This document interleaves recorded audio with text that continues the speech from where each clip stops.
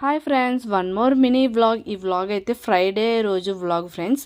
ఇంకా ఫ్రైడే అయితే మేము వీరమ్మ తల్లి టెంపుల్కి అయితే వెళ్తాము. ఇంకా మార్నింగ్ లేచి అందరం ఫ్రెష్ అయిపోయి నేనైతే ఇంట్లో దీపం అయితే అట్లా పెట్టుకుంటున్నాను.